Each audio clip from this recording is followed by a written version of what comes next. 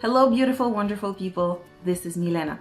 Today, we're going to talk about how to deal with other people's emotions, how to handle other people's emotions in our society in general, where emotions, especially the expression of negative emotions, is something that has been deemed completely unacceptable. You don't do that. You do that on your own. You do that when nobody's watching, but you don't do that when there are other people around you, because that is weakness, and that is irresponsible, and that is dumping your negative stuff onto others, and because it makes them uncomfortable. There's all kinds of sentences that might come into our heads, into our mind, as a reason why it's not a good idea to do that.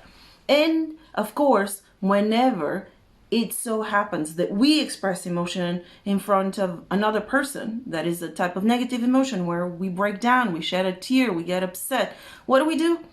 We apologize. We say that we're really sorry that we allowed ourselves to express that emotion in front of another person, because we feel like it's bad manners. But most of our actions are, in one way or another, still to this day, driven by emotions. And that's not necessarily a negative thing, especially if we know how to properly embrace, acknowledge, and process our emotions. It only becomes a problem when we suppress them, we don't allow ourselves to express them, or when we lash out onto others in an attempt to release that energy.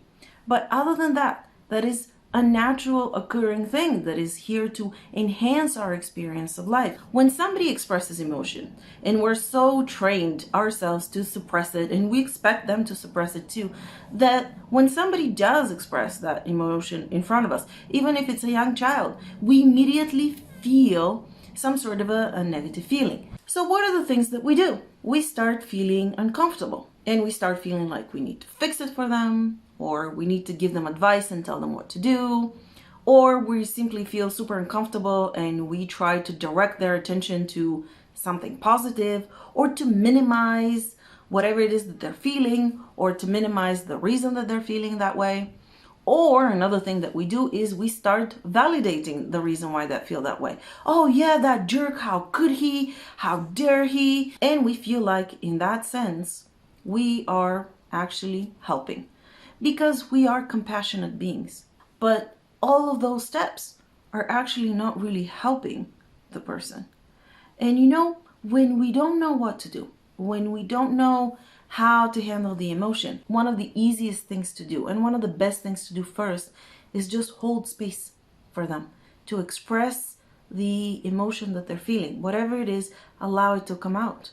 And if you don't know what to say, you can say those words. You can say, you're in a safe, loving space.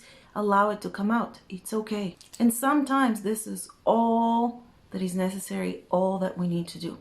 Very often we become so uncomfortable or so fixated on trying to say something or give advice or fix something that we have the most inadequate and sometimes even hurtful reactions. Be that person, be that safe, loving space where somebody feels perfectly okay to express that emotion. Now, one of the most negative things that we can do for someone when they're going through something and expressing a negative emotion is to start validating the story attached to their emotion. Let's say somebody got dumped by their boyfriend, and we're there talking about how big of a jerk he is and all of those things. This is actually disempowering, although we feel like it's a really, really supportive thing to do. And here I am, I have done this in the past, out of love for my friend and out of genuine desire to support them. I have completely validated the story, and I might have called their ex-boyfriend some bad names. But guess what? This is disempowering in the sense that we create our own stories. We create our own scenarios. Why would I create this in my life? What is behind it? And this might not be the best time to dig into the story, and they might not even want to do that, and they might not want you to help or facilitate that process. But let's not go into validating the disempowering story that they're a victim of the story or the other person or the circumstances, because they're not, and neither are we when that happens to us. We create our experiences. Yes, it might be because of subconscious or unconscious programs. It might be because we thought we would learn something from that experience. Whatever the reason, we did it.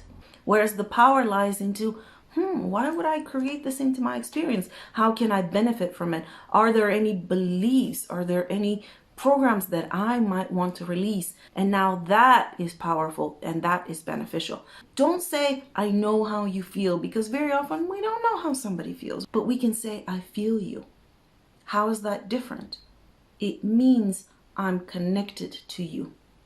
And as much as it is possible for me, I can feel the emotion that you're experiencing. I'm holding you in my loving space, and it's okay. Now, I need to open a bracket here and say that there are people who will always come with a painful story and a painful emotion, and they might cry every time you see them, and they might have a complaint and a story that goes with it. This doesn't mean you need to validate that and always be their complaining board. If that's habitual, if that's a story, they're simply kind of draining your energy and using you to validate their choice of being the victim. You don't need to allow that. You can say, understand that you are a powerful person and you are capable fully of changing your circumstances at any moment. And I see you as this powerful being who's fully capable of doing that.